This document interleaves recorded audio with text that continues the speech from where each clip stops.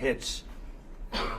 That's the only reason I cared about it, because those pilots were so brave. I've never seen anything like it. They flew into the hornet's nest, and then they got hurt so badly by what the fake news wrote. And it was CNN, it was the New York Times, and they're both disgusting, really horrible groups of people. The pilots did an unbelievable job like nobody's ever seen. They hit pay dirt. You see where I guess you probably look, they call it the wound. You see where the wound is on the earth, and 3 of them right next to each other. Perfect. And they should be admired and respected for what they did. And the fake news, in order to try and hit me, the fake news made them look bad, but now they look really good again. So that was the Israeli Atomic Energy Commission, and it was also about the High Commission of Iran. Just said it was totally demolished. But we're going to have a news conference in a couple of minutes, and we'll see you, because I don't want to burden the Prime Minister with this. Okay? Thank you very much, everybody. Thank you. I love the Netherlands. Are you from the Netherlands? Yes. I love the Netherlands. Is the Netherlands second? What did you say? If America is first, if the Netherlands is then second. Oh, no, well, I know some people put it first. Have a good time, everybody. Thank you. I'm going to have, I think the summit was fantastic. It was a big success. You had great people here. Everybody showed up. There were all the prime ministers and the presidents and the kings and the queens, right? And I actually had breakfast today with a king and a queen who were beautiful. Beautiful people, central casting, I must say. Very nice. We had a great time. We thought the Netherlands was fantastic, and I think you did a fantastic job. Thank you. Thank we you made very big much. decisions today at the NATO Yeah, Summit, so big that's things important. happened. Yes, Mr. President, absolutely. you said you would clarify your stance on Article 5 just yesterday. Is that something you can explain I stand today? with it. That's why I'm here. If I didn't stand with it, I wouldn't be here. So you would defend countries even Well, if what they did don't I pay just out say? their fair share? Yes, of course. Why would I be here? Thank you very much, everybody. Thank you, press. Thank you, press. Let's go. Bye-bye. Thank you.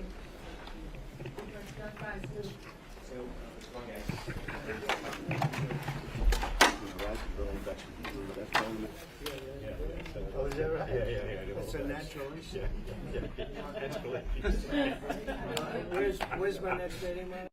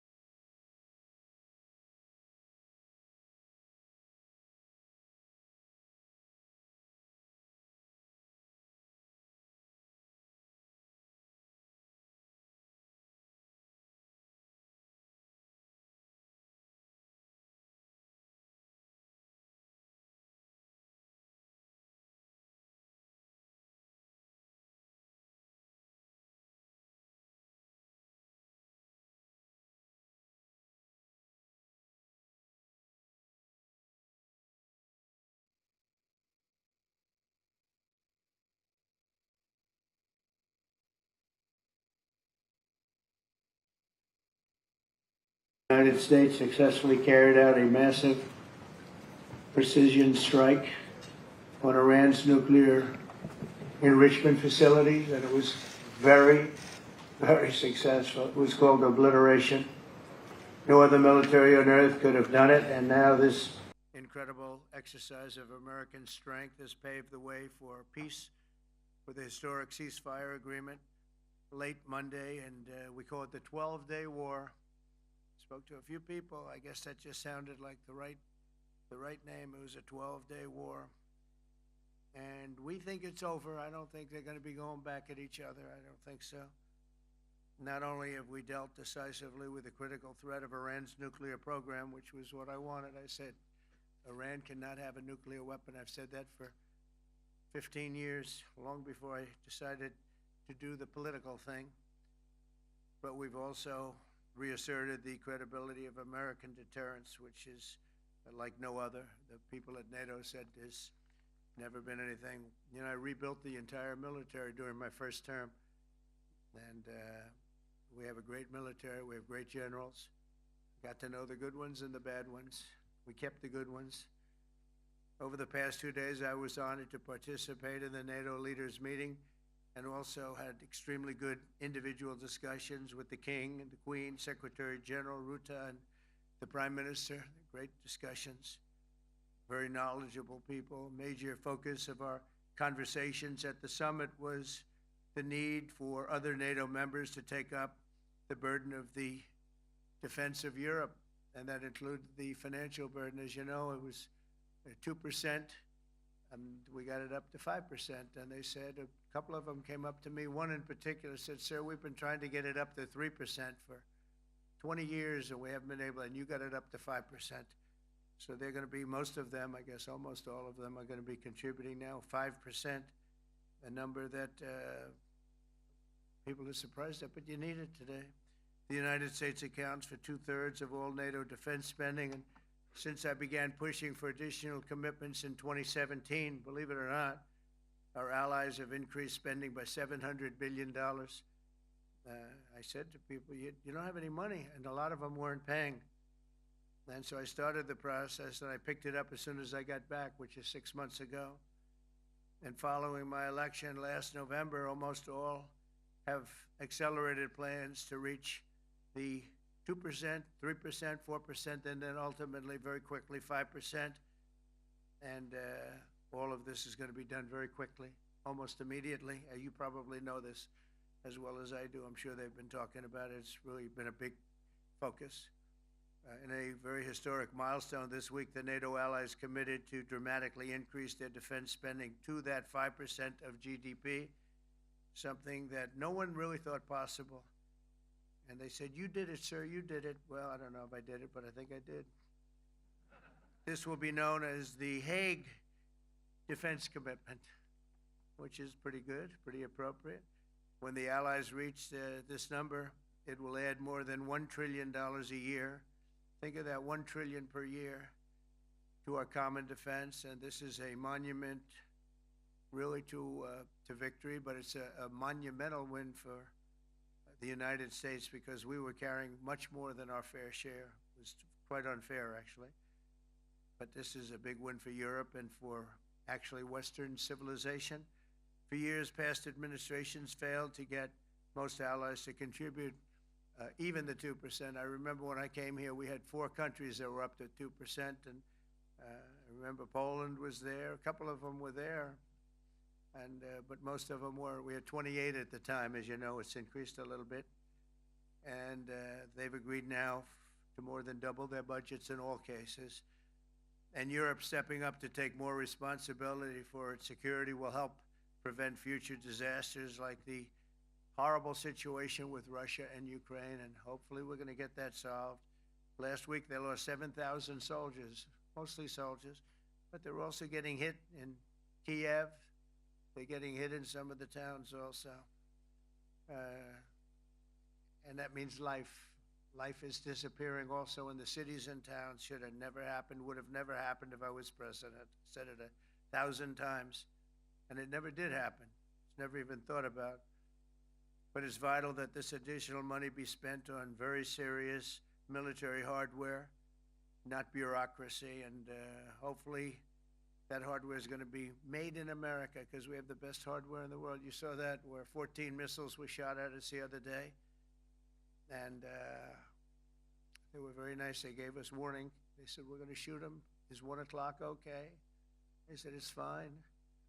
And everybody was emptied off the base, so they couldn't get hurt except for the gunners. They call them the gunners. And out of 14 high-end missiles that were shot at the base in Qatar, all 14, as you know, were shot down by our equipment. Amazing stuff. Amazing that they can do. It's like shooting a bullet with a bullet. It's the same thing if you think about it. 14 out of 14, and they weren't even that surprised. I said, do you do that well often? They say, we pretty much do, sir. The Ukraine crisis has also highlighted the urgency of rebuilding our defense industrial base, both in the United States and among the allied nations. We cannot afford to be dependent on foreign adversaries for critical minerals. And as you know, we made a deal with Ukraine to take a vast amount of the land they have for minerals. We need it. And once again, I want to thank all of the people in the Netherlands, incredible people. It's a great place. And all of the NATO allies for the tremendous summit that we just had. A letter just came in, and a statement came in from the Atomic Energy Commission of Israel. And I just wanted, this is an official letter, and they're very serious people, as you know. The devastating U.S. strike on Fordo destroyed the site's critical infrastructure and rendered the enrichment facility totally inoperable. It was devastated. We assess that the American strikes on Iran's nuclear facilities has set back Iran's ability to develop nuclear weapons for many years to come. This achievement can continue indefinitely if Iran does not get access to nuclear material, which it won't. It's so sad that that whole thing had to go. But I just want to thank our pilots. You know, they were maligned and treated very bad, demeaned by fake news CNN, which is back there, believe it or not, wasting time, nobody's watching them, so they're just wasting a lot of time, wasting my time. And the New York Times, they put out a story that, well, maybe they were hit, but it wasn't bad. Well, it was so bad that they ended the war. It ended the war. Somebody said in a certain way, you know, that it was so devastating, actually.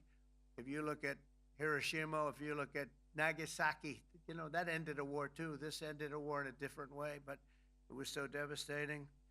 Also, they have, out of Dubai, just came that Iran's foreign ministry spokesman, this is Iran's foreign ministry, says its nuclear installations were very badly damaged by the American strike. So what bothered me about these reports were fake reports put out by the New York Times, failing, I call it the failing New York Times because it's doing terribly. Without me, it would be doing no business at all.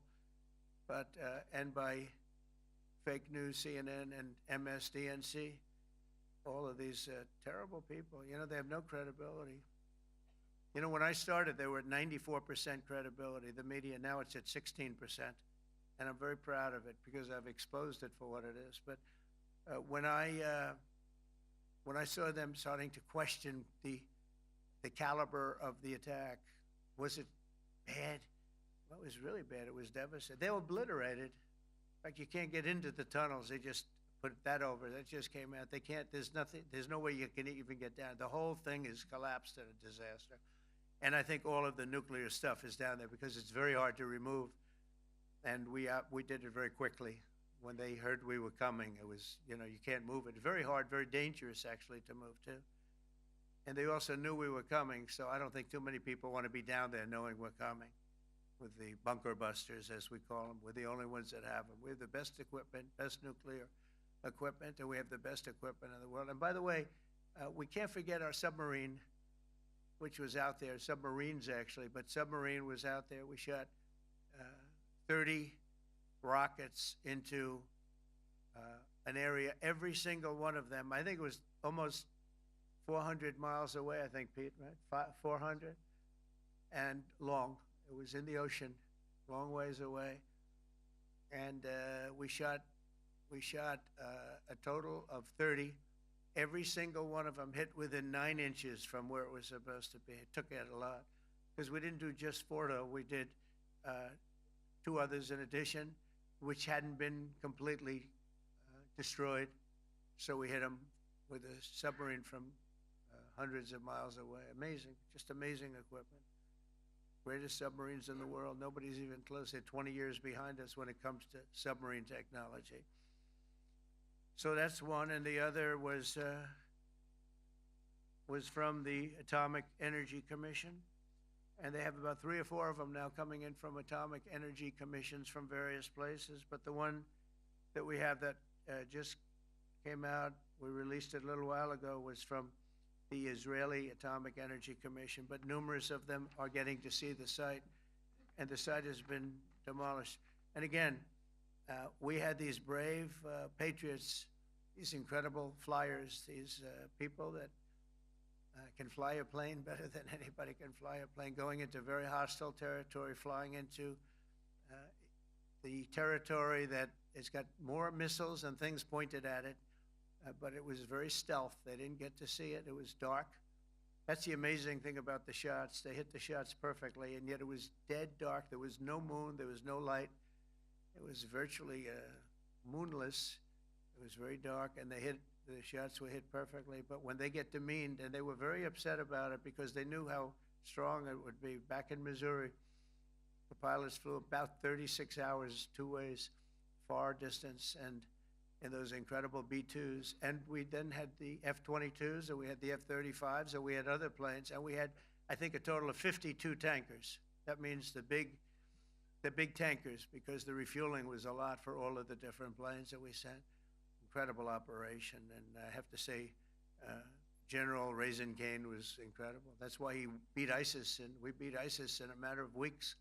I was told it would take 4 to 5 years. We did it in a few weeks, and he was great. That's why he's the head of the Joint Chiefs of Staff right now, because I had a very good experience with him. He knocked out ISIS in a period of literally a few weeks. Amazing. And it was supposed to take a few years, 5 years to be exact. So we had a great victory there, and we then came here, and I think we had a great victory here. But this is an ongoing project. This is the safety of Europe, the safety of the world. And they've raised it from 2% to 5%, something which nobody, and you're talking about over $1 trillion a year. So we're talking about a lot of money coming in from countries that we're not paying nearly enough to be effective. So I have, as you know, Marco Rubio with me, and Pete Hegseth, Secretary of State and Secretary of War. Should we say Secretary? You know, it used to be called Secretary of War. Maybe for a couple of weeks we'll call it that, because we feel like warriors. Used to be called Secretary of War. In fact, if you look at the old building next to the White House, you can see where it used to be Secretary of War. Then we became politically correct, and they called it Secretary of Defense. I don't know, maybe we'll have to start thinking about changing it, but we feel that way. Do we have any questions, please? Wow. That's a lot of questions. Who's a nice person? Oh, you're not a nice person, but I'll let you ask one. Go ahead. What's he going to ask? He is not nice at all. I know him well. Thank you, Mr. President. Yeah. Thank you for taking the time before flying home. You just said you believe the conflict between Israel and Iran is over. What makes you so confident it is? And what do you do if it isn't? Because I dealt with both, and they're both tired, exhausted. They fought very, very hard and very viciously, very violently, and they were both satisfied to go home and get out. And can it start again? I guess someday it can. It could maybe start soon. I think a big telltale sign was when, as you know, Iran somewhat, by not much, violated the ceasefire, and Israel had the planes going out that morning, and there were a lot of them, 52 of them. And I said, you got to get them back. And they brought them back. They didn't do anything. They brought them back. It was very good. I thought it was amazing, actually. They have fought a hell of a war. They fought very hard. I think the war ended, actually, when we hit the various nuclear sites with the planes. And I just hope you people can give these pilots, these are the best pilots in the world, they're the best shots in the world. They call them shots, that's what they are. And wait a minute, and I just hope you can give them the respect they deserve, because they came home to fake news. And like, oh, gee, there was hardly any damage. The things are decimated. So, but I think they're very much finished. I think Israel's going to get back to doing what they do, and I think that Iran's going to get back. You know, Iran has a huge advantage. They have great oil, and they can do things. I don't see them getting back involved in the nuclear business anymore. I think they've had it. They've been at it for 20 years, and I don't see that happening either. Now, if it does, we're always there. It won't be me. It'll be somebody else, but we're there. We'll have to do something about it. Yes, please, go ahead. Go ahead. Oh, fake news, CNN? Oh, yeah, here we go. Wait till you hear this question. Thank you, sir. You should really say how great our soldiers and our warriors are. I think everyone appreciates our soldiers and our warriors. I do have two questions for you, Mr. President. You just cited Israeli intelligence on these attacks. Earlier, you said U.S. intelligence was inconclusive. Are you relying on Israeli intelligence for your assessment of the impact of the strikes? No, this is also, Iran made the statement, and it's also, if you read the document that was given, that Pete can talk about if you'd like, the document said it could be very severe damage, but they didn't take that. They said it could be limited or it could be very severe. They really didn't know, other than to say it could be limited or it could be very, very severe. And you didn't choose to put that because it was very early after. Since then, we've collected additional intelligence. We've also spoken to people who have seen the site, and the site is obliterated. And we think everything nuclear is down there. They didn't take it out. Okay, question? Please, go ahead. Go ahead. Yeah, blue dress. Thank you so much, Mr. President. Yesterday you said China can now continue to purchase oil from Iran. Yeah. Are you giving up on your maximum pressure campaign? Because there With are who? sanctions right now With who? on Iran. No, look, they just had a war. The war was fought. They fought it bravely. I'm not giving up. They're in the oil business. I mean, I could stop it if I wanted. I could sell China the oil myself. I don't want to do that. They're going to need money to put that country back into shape. We want to see that happen. Would it? No. If they're going to sell oil, they're going to sell oil. We're not taking over the oil. We could have, you know. I used to say with Iraq, keep the oil. I could say it here, too. We could have kept the oil. No, China is going to want to buy oil. They can buy it from us. They can buy it from other people. But you're going to have to put that country back into shape. It desperately needs money. Yeah. Mr. President. Yeah, please. Here we go. I'm picking the beauties today. Go ahead. Mr. President, Secretary General Rutte has described President Putin as an adversary, a threat, an enemy. Do you view him the same way? And in addition to that, you mentioned General Kane, your chief of staff, the chairman of the Joint Chiefs of Staff. General Kane. Yes, he has said that Mr. Putin has territorial ambitions beyond Ukraine. Do you view that in the same way? Possible. I mean, it's possible. I know one thing. He'd like to settle. He'd like to get out of this thing. It's a mess for him. He called the other day. He said, can I help you with Iran? I said, no, you can help me with Russia. Because, you know, in the last few weeks, we took care of India and Pakistan, Kosovo, Serbia. I think on Friday we have coming in, the Congo is coming in, and Rwanda is coming in. That was a vicious war that went on, a machete war, heads chopped off all over Africa. They're coming in. We did 2 others in addition to that. Nobody's ever done anything like this. No, I consider him a person that's, I think, been misguided. I'm very surprised, actually. I thought we would have had that settled easy. I've settled 4 of them in the meantime. But he did call up, and he said, you know, he's close to Iran. He'd like to help us get a settlement. I said, no, you help me get a settlement with Russia. And I think we're going to be doing that, too. Yeah, please. Go ahead, please. Thank you, Mr. President. You've made clear your position on what impact the strikes had. I wanted to ask you what is next with Iran. For instance, is there any indication from U.S. intelligence that Iran was able to move any material, including No, just the uranium? opposite. We think we hit them so hard and so fast they didn't get to move. And if you knew about that material, it's very hard and very dangerous to move.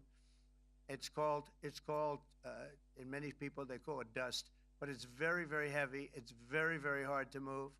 And they were way down, you know, they're 30 stories down. They're literally 30, 35 stories down underground.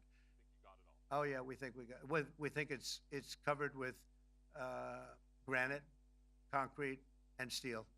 Can I ask you, are you interested in restarting negotiations with Iran? And if so, have they reciprocated? So or is our this sort of a people, settled Marco matter? could answer this, but our people are not, I'm not. The way I look at it, they fought, the war's done, and, you know, I could get a statement that they're not going to go nuclear. We're probably going to ask for that, but they're not going to be doing it. But they're not going to be doing it anyway. They've had it. They've had it. Now, maybe someday in the future we'll want that. But I've asked Marco, do you want to draw, I just asked him the question as we were walking on the stage, do you want to draw up a little agreement for them to sign? Because I think we can get them to sign it. I don't think it's necessary. Marco, do you want to talk about that, please? Mr. President, I think President Trump has shown a willingness to meet and talk to anybody in the world who's interested in peace. I don't know of any president that's been as willing as he has to meet with anyone and talk about peace. We'd love to have peaceful relations with any country in the world. And so obviously that'll depend on Iran's willingness not just to engage in peace, but to negotiate directly with the United States, not through some third country or fourth country process. But I know of no president, probably in our modern history, that's sought peace more than President Trump has. Sounds like the door is open, but you're in no rush. Is that right? Sounds like the door is open, but I'll you're tell in you no rush. what, look, we're going to talk to them next week with Iran. We may sign an agreement. I don't know. To me, I don't think it's that necessary. I mean, they had a war, they fought. Now they're going back to their world. I don't care if I have an agreement or not. The only thing we'd be asking for is what we were asking for before about we want no nuclear, but we destroyed the nuclear. In other words, that's destroyed. I said, Iran will not have nuclear. Well, we blew it up. It's blown up to kingdom come, and so I don't feel very strongly about it. If we got a document, wouldn't be bad. We're going to meet with them, actually. We're going to meet with them. Yeah, go ahead, please. Mr. President, Netherlands TV, thank you for visiting our country. Good. As I Thank you. understood, I, of course, would like to know how you slept last night at the House of the King. Oh, I slept beautifully. But probably a more serious question. I think you just had a meeting with President Zelensky. Did you discuss any ceasefire in this Russo-Ukrainian war? No, I wanted to know how he's doing. He was very nice, actually. You know, we had little rough times sometimes. He was, couldn't have been nicer.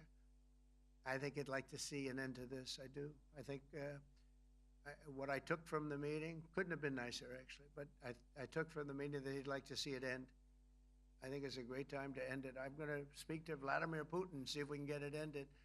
But look, these are brave people. They're fighting these wars all over the place. You know, last week they had, I guess, I told you, close to 7,000 young soldiers, Russian and Ukrainian soldiers were killed, 7,000 in 1 week. It's crazy. It's crazy. So I'll be speaking to Putin. No, I had a good meeting with Zelensky. And I had a lot of good meetings. We had a lot of good meetings with a lot of people, a lot of great leaders. But he's fighting a brave battle. It's a tough battle. Yeah. Go ahead, white dress. Thank you. Ida Hallikainen from Finland, Ilta-Sanomat. Good. You have played golf with President Alexander Stubb. How do you see Finland as a NATO ally and partner, and how would you describe your relationship with our president? Well, he's a very good golfer, okay? In fact, he was on his college golf team. He went to a good college in the South, as you know, a very good college, and he was a good golfer. We had a good time. I think my relationship's great. I want to buy icebreakers. You know, you're very good at icebreakers. And I actually made him an offer. I didn't go to Congress. They'll try and impeach me for this. But there's an old, it's not old, it's fairly new, but it's used icebreaker. And I offered him about 1/3 of what he asked for. But we're negotiating. We need icebreakers in the U.S. And if we can get some inexpensively, I'd like to do that. Actually, they'll fix it up, make it good. Also, we may buy some icebreakers. You know, that you make, you're the You're the king of icebreakers, that particular country. They make them good. They make them really good, and they know what they're doing. And so we're negotiating with them for about 15 different icebreakers, but one of them is available now. It's old, and it's, old. It's like 5-6 years old, and we're trying to buy it. I'm trying to make a good deal. It's all I do my whole life. My whole life, that's all I do is make deals. Yeah, please. Go ahead. Sir, go ahead. Yeah, a question for NewsHour, Dutch TV. First of all, on Article 5, on your way here, you spoke about the commitment of the U.S. to Article 5, saying, I'll give you my definition once we're here.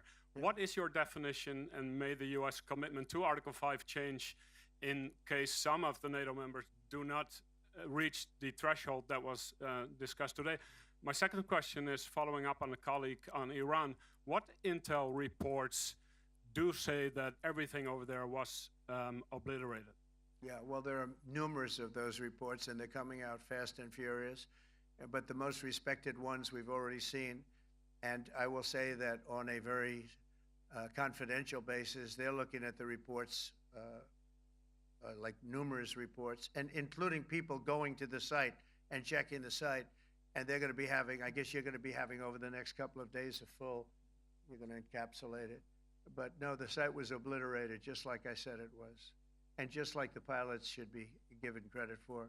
As far as Article 5, look, when I came here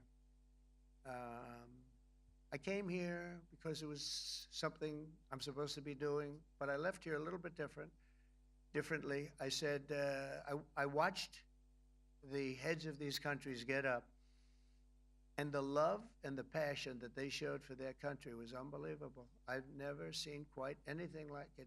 They want to protect their country, and they need the United States. And without the United States, it's not going to be the same. And you can ask Mark, or you can ask any of the people that were there. It was really moving to see it. They love their country. They were so respectful of me because I'm the head of the United States. And I made, the King of Saudi Arabia, when I was in the Middle East, so I was in Qatar for a different reason, not a reason to get shot at. We were in there for economic development reasons, Qatar, UAE, and Saudi Arabia. All three leaders of those countries, and we took back $5.1 trillion into the United States. All three leaders said, you're presiding over the hottest country in the world. The United States right now is the hottest, everybody wants to be there. Everybody wants a piece of it. He said, a year ago, your country was dead. You had a deadhead running it. You had a country that was dead, and it was dead. You had people pouring through the borders. You had inflation. You had everything. He said, you've made it in 5 months at that time. You've made it the hottest country. This is the hottest country in the world. The United States right now is the hottest country in the world. And when I was around that table, it was a nice group of people, many of whom I knew from previous. When I saw the passion they had for the country, and almost everyone, and you probably have the tapes, it was very public, but almost every one of them said, thank God for the United States. Without the United States, they couldn't really have NATO. It wouldn't work. It wouldn't work. It will in the future because now they're paying much more money, but it wouldn't work. It was great.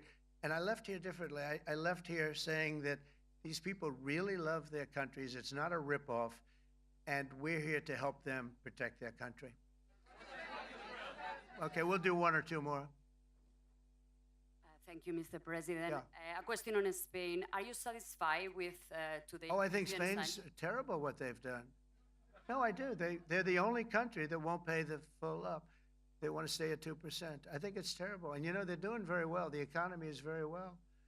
And that economy could be blown right out of the water with something bad happening. Spain is the only country that, are you from Spain? Yeah. Good, congratulations. You're the only country that is not paying. I don't know what the problem is. I think it's too bad. So we'll make it up. You know what we're going to do? We're negotiating with Spain on a trade deal. We're going to make them pay twice as much. And I'm actually serious about that. We're going to make Spain, I like Spain. I have so many people from Spain that it's a great place and they're great people. But Spain is the only country out of all of the countries that refuses to pay. And, so they want a little bit of a free ride. but they'll have to pay it back to us on trade because I'm not going to let that happen. It's unfair. It's unfair to NATO. All right, sir, please. Go ahead, right in the back. Yeah, you, tall one. The tall man. Mr. President, Johannes Petra from Austrian National Television. How are you? You once said that you would end the Ukraine war in 24 hours. You later said you said that sarcastically. Well, of course it was sarcastic. But you've now been in office for 5 months and 5 days. Why have you not been able to end the Ukraine war? Because it's more difficult than people would have any idea. Vladimir Putin has been more difficult. Frankly, I had some problems with Zelensky. You may have read about him. And it's been more difficult than other wars. I mean, look, we just ended a war in 12 days that was simmering for 30 years, frankly. We ended Rwanda and the Congo. It's coming to sign the documents. We've already signed basic documents, but they're coming, I think, to the White House on Friday. We ended, Serbia was going to go at it. But maybe the most important of all, India and Pakistan. And that wasn't whether or not they may someday have nukes like we're talking about in the Middle East, like we're talking about with Israel and Iran. This is they have nuclear weapons. I ended that with a series of phone calls on trade. I said, look, if you're going to go fighting each other, it was getting very bad. You know how bad that last attack was. It was really bad.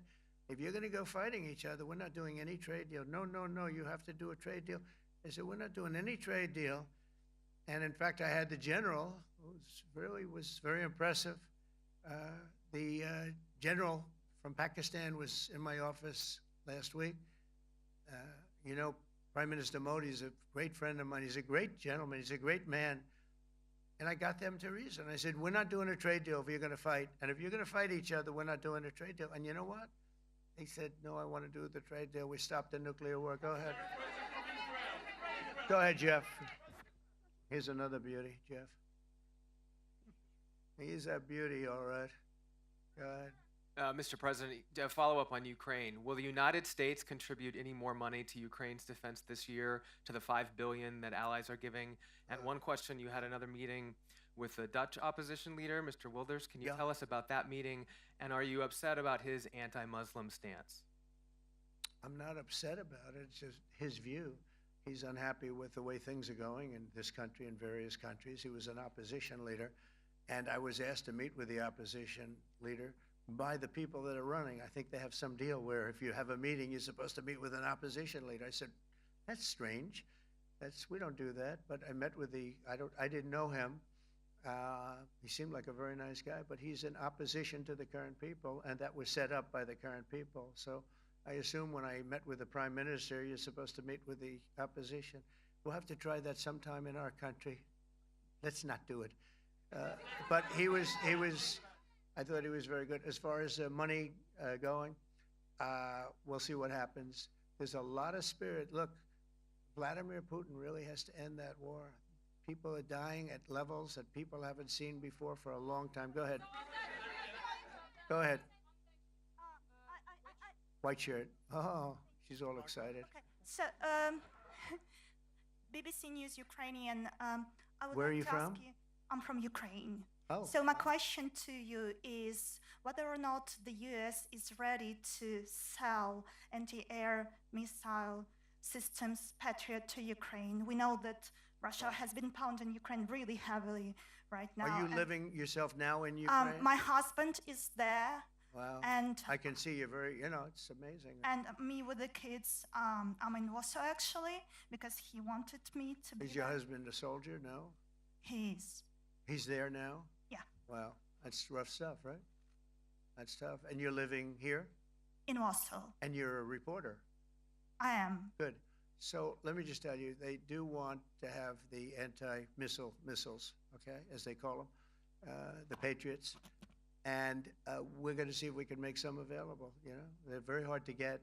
We need them too. We were supplying them to Israel, and they're very effective, 100% effective. Hard to believe how effective. And they do want that more than any other thing, as you probably know. That's a very good question, and I wish you a lot of luck. I mean, I can see it's very upsetting to you. So say hello to your husband, okay? Thank you. Go ahead. Thank you. Thank you, Mr. President. You were criticizing Where are you from? Bloomberg News. Oh, Bloomberg. You That's were wonderful. you were criticizing the Federal Reserve Chair before coming to this summit. Yeah, I think he's terrible. I was wondering if you've begun interviewing different candidates for the Fed pick. Yeah, I know within 3 or 4 people who are going to pick. I mean, he goes out pretty soon, fortunately, because I think he's terrible. We have no inflation. We have a tremendous economy. Hundreds of billions of dollars of tariff money is pouring in. Factories are being built because they don't want to pay the tariffs, so they're building them all over the country. I think we're close to $15 trillion. I told you 5.1 trillion from the Middle East alone, but of investment money coming in. There's never been anything like that in the history of our country. But we have no inflation. And we have borrowing because Biden, stupidly, they did short-term debt. So we have borrowing coming up. And, you know, we'll go 10 years, maybe longer, maybe shorter, but we'll go a long period of time when we do the debt. And because of him, because of this guy, we will have to pay for years. We'll be paying for him. And I said to him, listen, there's no inflation. He says, but maybe there'll be some. That's true. I said, if there is some, what you do is raise the rate. I'm okay with that. You raise the rate in 2 years from now or in a year from now.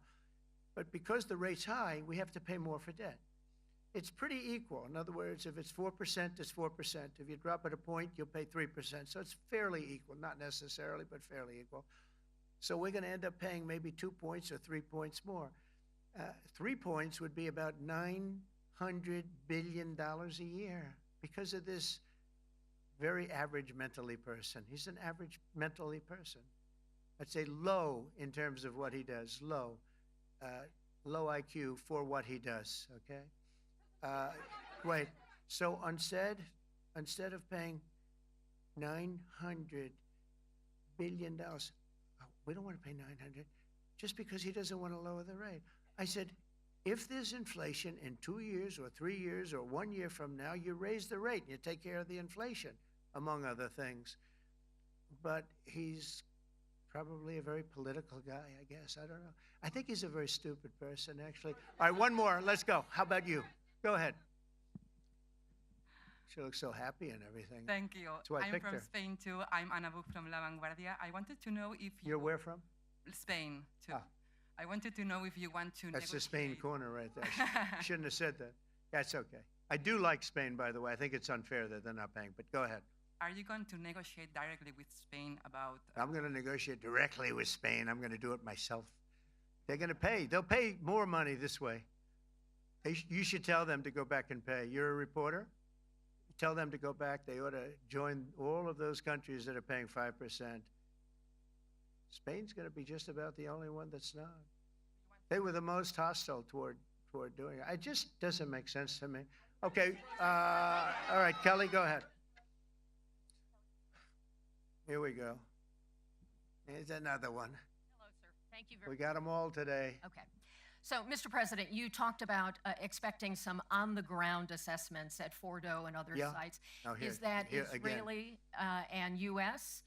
It's been obliterated, Kelly. It's been What is your message obliterated. then, sir, to the intelligence community when they present reports? You're not disputing the DIA report. You're just They presented a exists. report that wasn't finished. We're talking about something that took place 3 days ago. I understand that, sir. The It's an report was initial done assessment. So 2 what days is ago. your- Wait a minute. Yes. They didn't see it. All they can do is take a guess. Now, if you take a look at the pictures, if you take a look how it's all blackened, you know the fire and brimstone is all underground because it's granite and it's all underground. You don't show it. But even there, with all of that being said, the whole area for 75 yards around the hole where it hit is black with fire. The group that's run by this gentleman, in fact, you may want to talk about it for a second because we're going to issue a report. And I think it's not even a very exciting report at this point. It's been obliterated, totally obliterated.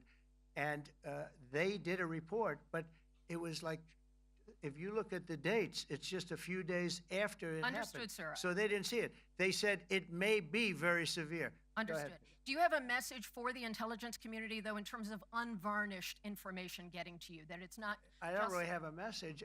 I would say issue the report when you know what happened. I wouldn't say that it could be severe or maybe not. They use the word severe. It could be severe or maybe it's not. And briefly, So people like you picked up and said, oh, it's not severe. We're just No, looking for the the report was not a complete report. Yeah, the message was probably wait till you know the answer before you. And sir, go ahead. did you not have a public component to your Zelensky meeting for a tactical reason with President Putin? Let him answer. Hello, Mr. Secretary. Yeah. There's a reason the president calls out fake news for what it is. These pilots, these refuelers, these fighters, these air defenders, the skill and the courage it took to go into enemy territory flying 36 hours on behalf of the American people and the world to take out a nuclear program is beyond what anyone in this audience can fathom. And then the instinct of CNN, the instinct of the New York Times is to try to find a way to spin it for their own political reasons to try to hurt President Trump or our country. They don't care what the troops think. They don't care what the world thinks. They want to spin it to try to make him look bad based on a leak. Of course, we've all seen plenty of leakers. And what do leakers do? They have agendas. And what do? Do they share the whole information or just the part that they want to introduce? And when they introduce that preliminary, a preliminary report that's deemed to be a low assessment, you know what a low assessment means? Low confidence in the data in that report. And why is there low confidence?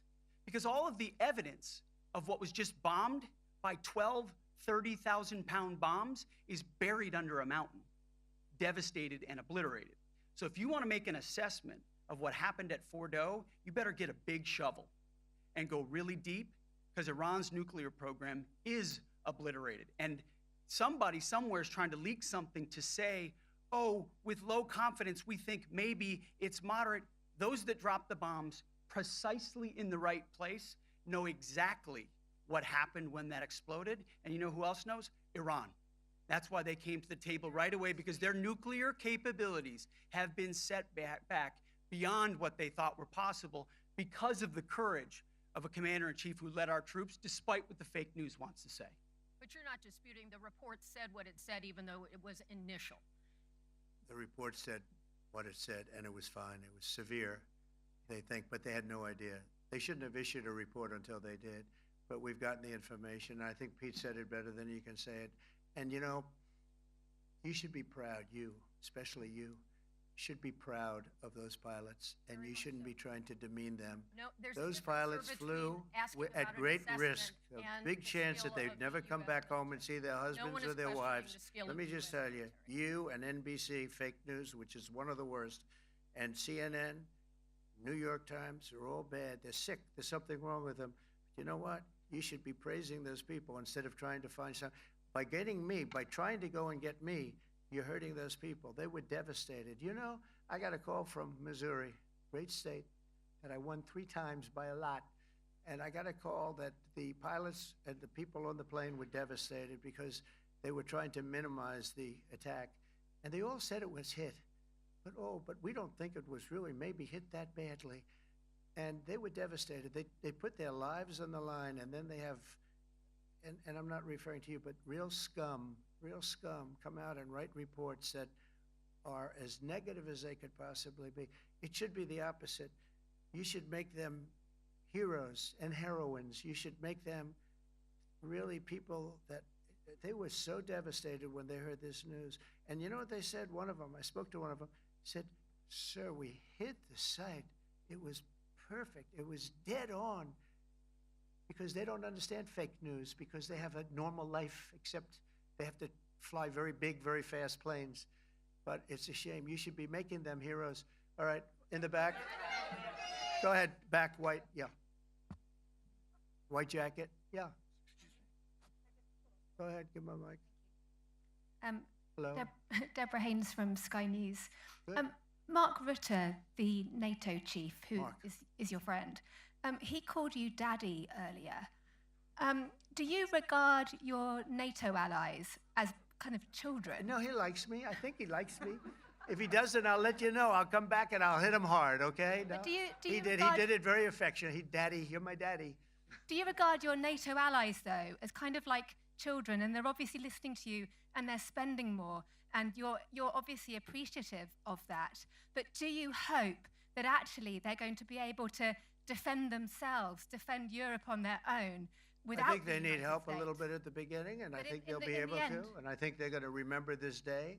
And this was a big day for NATO. You know, this was a very big day. They took it. One of the gentlemen said, "You know what? We've been trying to raise money raise the rate for 30 years." He said, 20 years from almost the beginning. And he's been there for a long time. He said, until you came along, it never happened. What you did is amazing. It's been sort of an amazing day But do you for a lot of reasons, but also for that. Yeah, go ahead. Do you think they can do it without you, though, in the future? Can they do it without Well, the ask United Mark. States? I mean, you have to ask Mark. Okay? So we're heading back. We're heading back. I want to thank these two gentlemen behind me. They're incredible people, both of them. They've done a fantastic job. And Susie's in the front, and she's done great. And Monica, thank you very much. It was quite an exciting time. And we're going to be heading back. We'll be back soon, and we'll see you in Washington, D.C. Remember this, we have the hottest country anywhere in the world. Thank you very much, everybody. Thank you.